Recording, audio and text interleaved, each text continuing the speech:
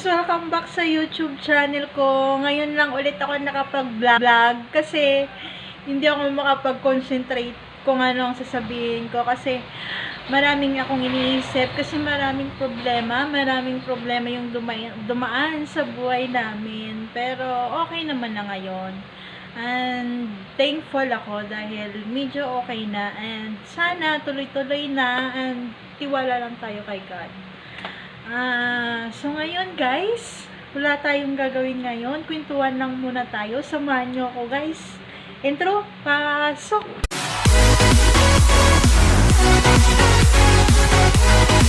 So ayun na nga guys. So magkukwentuhan muna tayo ngayon. So yung gusto ko lang naman i-share and gusto ko lang naman kayong makipagkwentuhan. Gusto kong makipagkwentuhan sa inyo. Dahil yun lang gusto ko lang. Hindi, I mean, yung pag-uusapan natin ngayon tungkol sa problema kasi yun yung hindi natin maiiwasan sa buhay natin. Nasa atin yun kung paano natin i-handle and paano natin solusyonan. Ako, experience ko na yun. Excuse me po. Experience ko na yon na maraming dumating na problema sa buhay ko. Pero nalalagpasan naman yun. And tiwala lang tayo.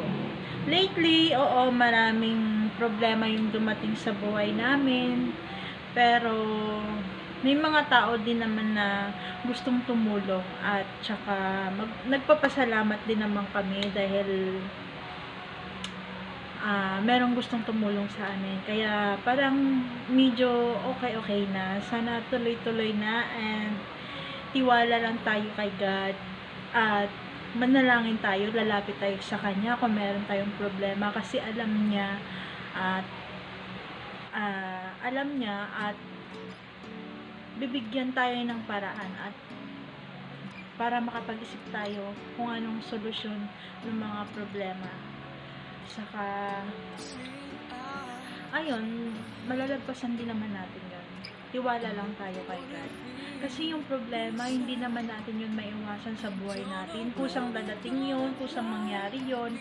Kaya dapat lagi tayong prepare sa mga problema na yun. Kasi hindi natin alam kung kailan, hindi natin alam kung saan. Kasi parang ano lang yun eh, pag-ibig.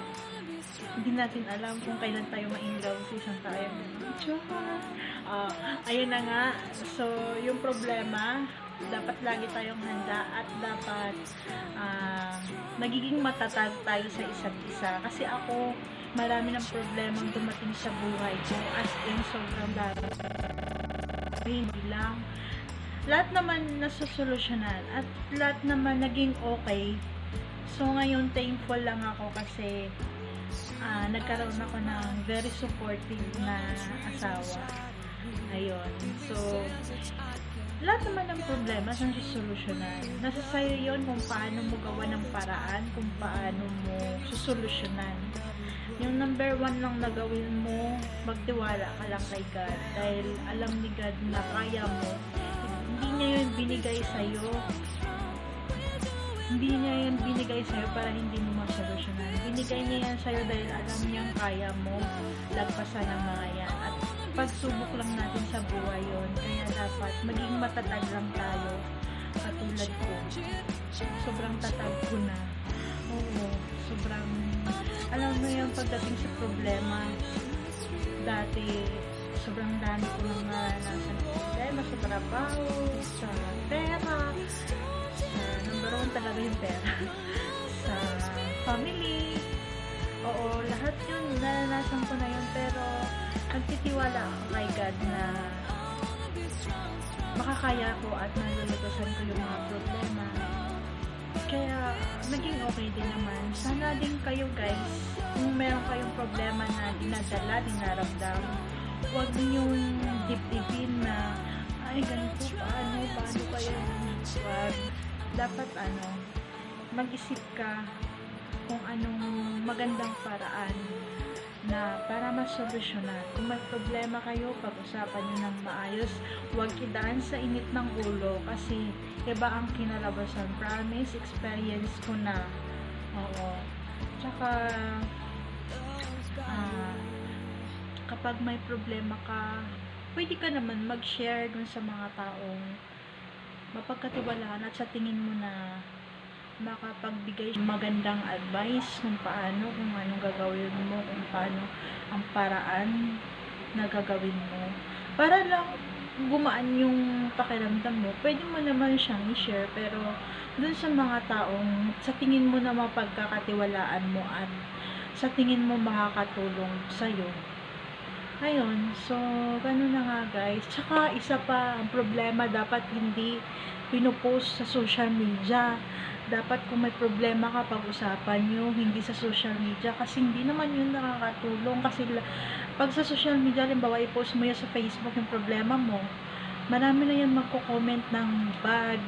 Meron din naman ng good, pero hindi kasi nila alam kung anong punot dulo ng problema mo. Kaya, hindi talaga paraan na i-post mo sa Facebook or sa social media yung mga problema. Hindi yun dinadaan. Dapat yun pinag-uusapan at ginagawa ng solusyon. Yun lang guys. At saka dapat number 1 talaga na gawin mo, mag-pray lang. Pray ka lang na magiging okay yung problema mo, and tiwala lang talaga kay God na kaya mong lutasan, kaya mong solusyonan yung problema mo. So, ayun na nga guys, dahil sobrang naiiyak na ako. Dahil joke lang. Masaya na ako ngayon, kaya sana kayo din, masaya na din. Malungkot ba kayo? Sana masaya din. Flex ko lang tong hair ko. Ang ganda. Dahil joke lang. Haba na. Ang haba na niya, ayoko siyang putulan. Kasi, yun. So, ayun na nga guys, yun dahil sa problema, ewan ko kung nag-gets nyo yung point ko, sana makatulong din sa inyo. Based on my experience lang naman na pag may problema ka, huwag mo idaan sa init ng ulo, at saka huwag mong i-post sa social media. Yan lang, pag-usapan nyo lang ng maayos, kasi magiging okay din ang lahat. At kung may problema naman kayo, tulong-tulungan kayo, kasi mabilis lang naman masolusyonan yun kung nag-uusap at nagtutulungan kayo. Yun lang, love you all. So, ayan na nga guys, yun lang yung pag-uusapan natin ngayon, kasi magti-TikTok pa ako. Thank you sa panonood. Like and subscribe. Ano? Subscribe? Like and subscribe.